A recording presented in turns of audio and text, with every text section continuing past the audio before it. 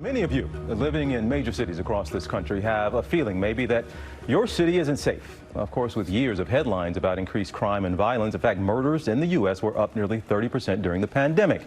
And a mid-year report from the Council on Criminal Justice found that homicides have, though, dipped slightly. They still remain much higher than pre-pandemic levels. But here in New York, which of course was the epicenter of the COVID pandemic, the comeback for the city continues. But getting crime under control, getting people to feel safe, those are central to the city's continued recovery. And two of the folks who are absolutely in charge of that mission in the comeback, New York City Mayor Eric Adams, back on the program here with us. And also joining us remotely for the first time, New York City Police Commissioner Keechant Sewell. Good to have both of you here. And Commissioner Sewell, let me start with you, because when you first got the gig, you came here to GMA and you were telling Robin Roberts, you said, hey, I know a lot of people, there are a lot of naysayers and they have questions. Just give me a year and check back with me. Just give me a year. I guess it's been about 9 or 10 months. We'll give you that long. But in that time, what would you like to point to now that you see as something you've implemented or something that is absolutely working? So I think based on, especially when you just showed the numbers we have in terms of violent crime, our shootings are down, our number of victims are down, our homicides are down so far this year, and we continue to make more strides. I think that's a significant accomplishment coming out of the pandemic. We know we have more work to do, but I think when we look at percentages, I see victims, I see people, I see families, and I think being able to say that we have lowered the number of shootings and victims so far this year is a significant accomplishment. But we have more work to do. We certainly don't spike any balls. We certainly don't say, hey, mission accomplished. We know we have a lot more work to do, and we're focused on that as well. And Mr. Mayor, murders are down, shootings are down, significant percentages. Why? A combination. The commissioner was laser focused on violent crimes, laser focused, and at the same time predatory crimes. When the commissioner came in January, and when I became the mayor in January, we looked at the team. Judges, prosecutors, lawmakers, and we said everyone is going to focus on the team together. What we did during the early 90s, that didn't happen. Police, highest number of gun arrests, highest number of violent arrests. We're doing our job of taking dangerous people off the streets and taking guns off the streets, but the rest of the team is not playing ball correctly, and that is impacting some of our results. But we're focused. We're not going to. The responsibility of this city being safe lies on the back of the police commissioner and the mayor, but we need everyone else on the team playing. Now, Commissioner, to that point there, my next question was, yes, the violent crimes, the murders, we show those stats are down, but year over year, crime, overall crime, is up a significant number, and then we saw a spike in those other crimes during the summer. Why is that? Well, as the mayor just said, we need all of our criminal justice partners to work with us. We have had press conferences, we've done releases. I did an op-ed last week to show that we are repeatedly arresting the same offenders for the same crimes over and over again. We need some changes. Now, we will agree that some reforms may have been necessary, but we are not using what we can to keep recidivists and violent criminals in jail. And we are seeing that time and time again. You know what's interesting? We're passing laws every day to protect guilty people. We have not passed one law to protect victims of crimes. How about that? How about saying people who are following the law, we should have laws to make sure we protect them? What type of laws?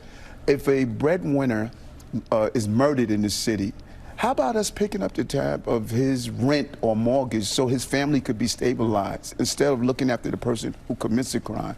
So we're going to do our job as the police department. We need everyone else to do their job, and we're doing our job. Mr. Mayor, you were here with us in the summer, and it felt good. Broadway was back, and the city was back.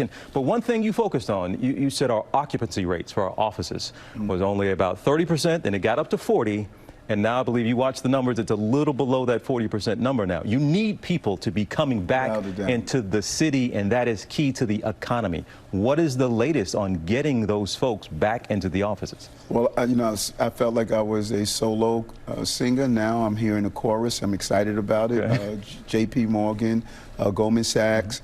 A lot of our major corporations are realizing productivity and the cross-pollination of ideas really call for the city to be back into the office. Now, we may have a modified work week, but the reality is that if we don't have that accountant in their office space, they're not going to that restaurant. Yeah. And the cook, the dishwasher, the bartender, all of these industries, they feed off of our populations inside the office. It's time to get back to work. What's it doing to the economy here in New York? Look, a lot of cities are experiencing, I think even nationwide, the occupancy rate is maybe hovering around 50%. So what's that doing to your finances here in the city? It's hurting, and there's two reasons. The real estate industry pay 51% of our taxes, and New York feeds so many other industries based on being in the office spaces. Now, we're seeing some W's. We're winning in some places. We're at 92% back to hotel occupancy demand,